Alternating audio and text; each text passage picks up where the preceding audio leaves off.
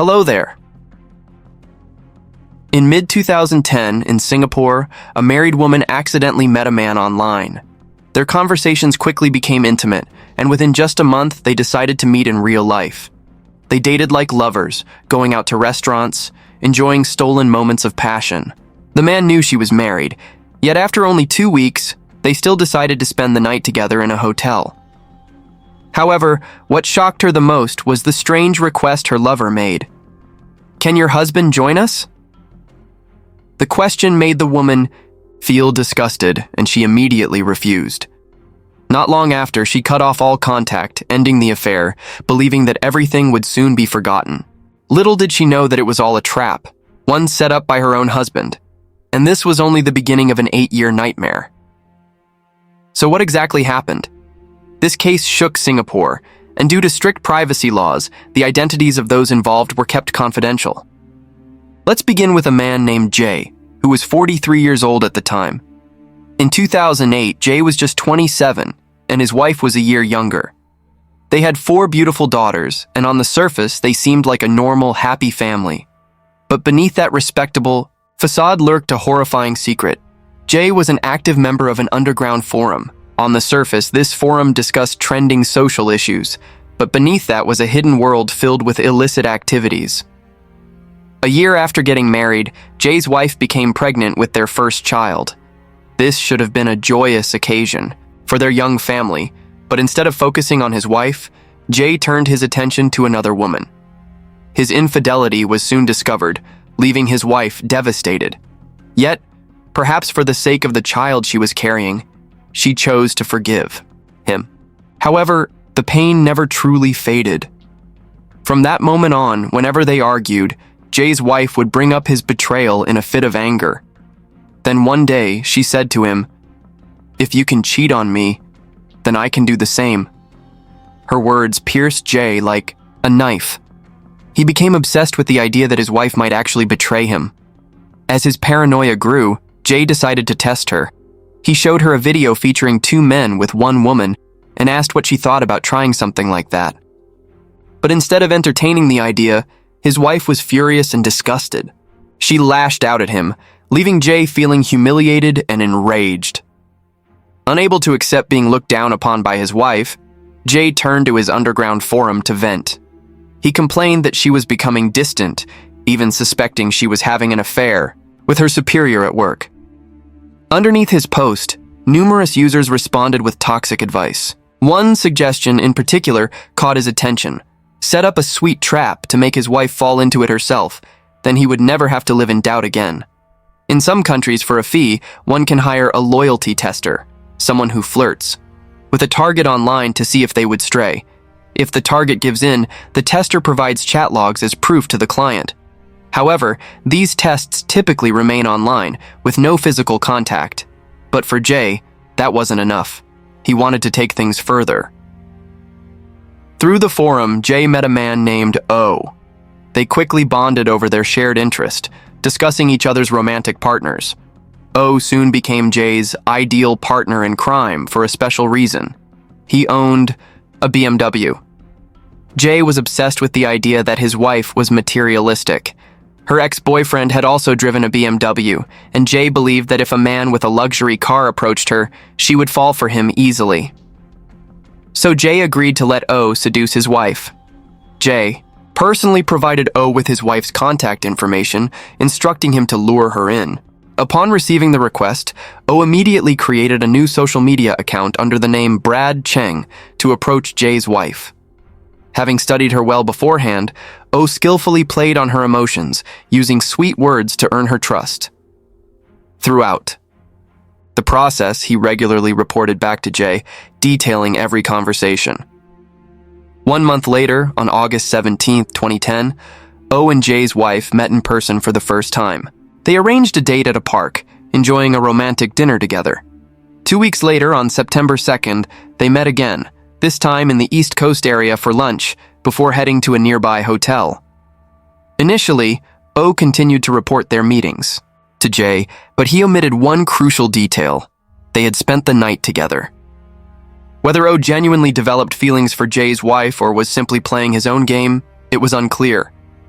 But from that point on, he began to lie. He told Jay that she had lost interest in the affair and that they had stopped communicating. In reality, however, the affair was far from over. Their secret relationship continued to grow even more passionate as they secretly exchanged messages and met in private for the next 2 months, all without Jay's knowledge. On October 26th, Jay took his wife to Marina Bay Sands, a 5-star hotel in Singapore. He told her he wanted a relaxing day together to rekindle their love. But in truth, he had a different plan. While she was in the shower, Jay quickly checked her phone. The messages he found left him speechless. He realized that O had betrayed him. When his wife stepped out of the bathroom, Jay didn't confront her immediately. Instead, he probed with a question. "A neighbor told me they saw you holding hands with a man and entering a hotel together. Is that true?" To his surprise, his wife didn't deny it. She openly admitted to the affair but insisted that it was over. The reason? One day, her lover had suggested inviting Jay to join them for a threesome. The mere thought of it disgusted her, so she cut off contact and even deleted her social media account. Jay accepted her explanation and forgave her. It seemed like the storm in their marriage had finally passed, but what his wife didn't know was that everything had gone exactly as Jay had planned. She also had no idea that Jay was still in contact with O and was already working on a new scheme. Jay told O that the plan had changed. This time, he wanted to witness his wife and O together, with his own eyes. On March 14, 2011, Jay and his wife celebrated their 3rd wedding anniversary. Despite the turbulence in their marriage, she believed that the worst was behind them. She raised her glass and drank, feeling relieved. But she had no idea that Jay had secretly laced her drink with a drug. As the substance took effect, she grew dizzy and quickly lost consciousness. Jay then sent a message to O, instructing him to come. When O arrived, Jay helped him move his unconscious wife onto the bed, blindfolding her in case she woke up midway. Watching the scene unfold before him, Jay felt an indescribable mix of emotions, both surreal and overwhelmingly exhilarating. After that night, Jay could no longer stop himself. He began searching underground forums for more men who shared his twisted desires, expanding his network of wife-swapping partners. Before long, a man named M entered the picture. M, 3 years older than Jay, was a shareholder in a company. He expressed a desire to be with Jay's wife, and Jay once again used his usual method, drugging her drink before allowing M to violate her. But this time, Jay didn't just watch, he recorded everything. From then on, more and more men from the forum expressed interest in joining. They even created a private group to discuss their exploits. Eventually, a man named K appeared. At 28, K worked in business development, was married, but had no children. Together, K and Jay took their crimes to a whole new level, making their operations even more systematic and sinister. They began using a powerful sedative, mixing it into Jay's wife's drinks. This drug was colorless, odorless, and acted quickly, rendering the victim unconscious within minutes. However, improper use could result in death.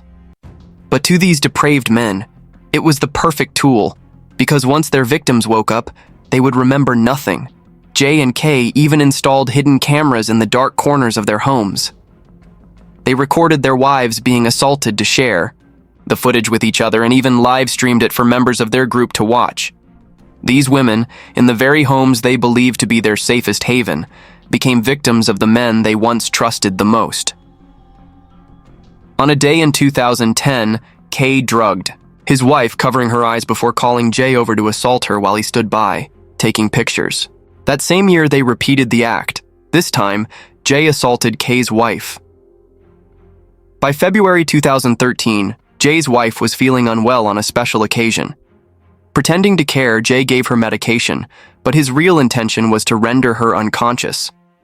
Once she was defenseless, Kay arrived and continued the assault. To them, their wives were no longer partners but mere objects to satisfy their twisted desires. Their depravity escalated as they contemplated expanding their group, inviting more men to join. Kay even told Jay, "If we can get them pregnant, that would be even more exciting." They exchanged private messages mocking the women they had violated, believing that no matter how intelligent a woman was, she would always succumb to a man's control. Jay took things further. He not only invited men to his home to assault his wife, but also seized opportunities when his wife was away on business trips to attack the wives of other members in the group. Do you remember M? Under the pretense of a work discussion, M brought his ex-wife to Jay's house and drugged her. When she lost consciousness, he held her down so Jay could assault her. Beforehand, Jay had already set up hidden cameras to live-stream the crime to their group. After the assault, Jay kept M's ex-wife's underwear as a gift for another group member, A, a businessman working in the same field as Jay. A was married and had 3 children. In 2013, Jay once again drugged his own wife and invited A over to assault her while the family slept. He filmed everything and stored the footage as part of the group's shared collection. Another associate of A, a colleague named P, also became involved in their horrific activities. On the night of August 31st, 2017, A spiked his wife's drink with a sedative, causing her to lose consciousness. He then messaged P, "My wife is ready for you." P was thrilled. He had seen photos and videos of their past crimes, but this was his first time participating. In the early hours of September 1st, P arrived at A's home. A's wife lay on the bed, blindfolded and unconscious. P began touching her, but due to physiological issues, he was unable to complete the act.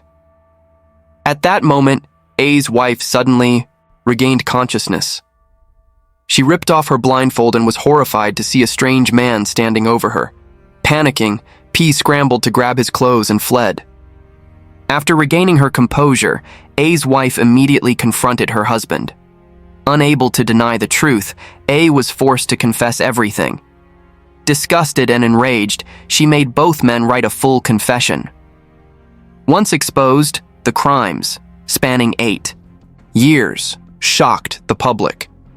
Innocent women had been repeatedly assaulted, their images and videos disseminated online. The sheer brutality of the case left society reeling. Even when facing trial, Jay refused to fully acknowledge his crimes. He attempted to shift all blame onto his wife.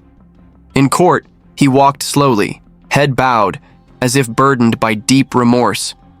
But his testimony painted a different picture. He admitted to assaulting the wives of 2 other men, but insisted he had not wanted to do it, claiming it was merely an act of friendship. Jay also attempted to distance himself from his accomplices, arguing that he should not be judged alongside them. Desperate for justification, Jay brought up his wife's past infidelities in 2010 and 2014, using them as an excuse for his actions. He claimed that her ridicule and insults had deeply wounded him, pushing him to seek revenge. Yet despite his claims of remorse, Jay still insisted that he wanted to atone for his mistakes by receiving his punishment as soon as possible. Fortunately, the judge remained unmoved by his arguments. Realizing he could not gain sympathy from the court, Jay turned to attacking the media. He accused journalists of exaggerating the case, labeling their coverage as biased, unethical, and unprofessional. He blamed everyone but himself, refusing to acknowledge his own depravity. He even argued that media exposure and online discussions had made life difficult for his wife. Perhaps Jay had forgotten the most crucial fact. It was he who had caused his wife the greatest suffering and danger. When all else failed, Jay resorted to a psychiatric evaluation, which diagnosed him with sexual deviance. He brazenly claimed that his wife had forgiven him. However, investigation reports confirmed that at the time of his crimes, Jay was fully conscious and aware of his actions, meaning his diagnosis could not be used to mitigate his sentence. Psychological reports on Jay's wife revealed the immense trauma she had endured. Initially, she believed she had only been assaulted by one person, but when the truth surfaced, she realized she had been a victim of multiple men, with footage of her ordeal spread online. The shock was so overwhelming that her mind nearly shut down. It was as if her brain had activated a defense mechanism, numbing her to the pain. Her only wish now was to survive so she could care for her children and family. Another victim shared a similar ordeal. Upon learning the truth, she considered ending her own life. It took tremendous effort to regain control over her emotions and find the strength to continue living. In the end, the judge handed down severe sentences to the depraved men who had conspired with Jay. Among them, Jay received the heaviest punishment, 29 years in prison. K, the accomplice who helped Jay rape his own wife and assault Jay's wife, was sentenced to 22 years. M, who drugged his ex-wife and assisted Jay in the crime, received a 20-year sentence. L, who raped Jay's wife and consented to having his own wife assaulted, was given 13 years. P, who attempted to assault A's wife but failed, claimed he had only been inside A's house for 5 to 8 minutes and that A had reassured him everything was fine. He was sentenced to 3 years for attempted rape. N, the youngest and unmarried among them, tried to argue for a reduced sentence on the grounds that he had no wife. The court rejected this absurd plea, sentencing him to 18 years. O was the only defendant who outright denied the charges. He attempted to argue that Jay had falsely accused him out of revenge after discovering his wife's affair. However, during cross-examination, O faltered, contradicting himself multiple times. When asked why he had agreed to Jay's request to touch his wife, he failed to provide a coherent answer, only mumbling that he didn't know what else to do and had just gone along with it. The truth, however, was that before O arrived, at Jay's house, they had secretly coordinated their plan to drug the victim. It was evident that the assault had been premeditated. Furthermore, O had been abusing Jay's wife for an extended period, and the two had exchanged private messages filled with their depraved thoughts. On January 30th, 2024, O was sentenced to 13 years in prison. The most absurd part of it all was that Jay also decided to appeal his sentence. He presented 2 reasons. First, that his wife wanted him to return home, and second, that his initial lawyer had failed to provide an adequate defense. The sheer audacity of it was unbelievable. During the hearing, Jay brought letters from his 4 daughters, each testifying to his moral character. However, the court did not read these letters aloud. Additionally, Jay's mother and sister submitted letters pleading for leniency. His mother described him as a devoted son who had always treated his wife and children well. She emphasized that despite their financial struggles, he had never demanded financial support from the family. She implored the court for mercy so they could reunite as soon as possible. The judge listened but remained firm. The severity of Jay's crimes could not be overlooked. While the court sympathized with a mother's love, it could not serve as justification for a lighter sentence. Jay's appeal was ultimately denied. In the end, there are crimes that cannot be justified and wounds that can never be erased. Once a conscience is lost, all that remains is boundless cruelty. This case stands as a chilling reminder of a harsh reality. The most dangerous monsters are not always strangers, but often those we trust the most. In life, forgiveness must never be an excuse for tolerating evil, and trust should never be given to those who do not deserve it.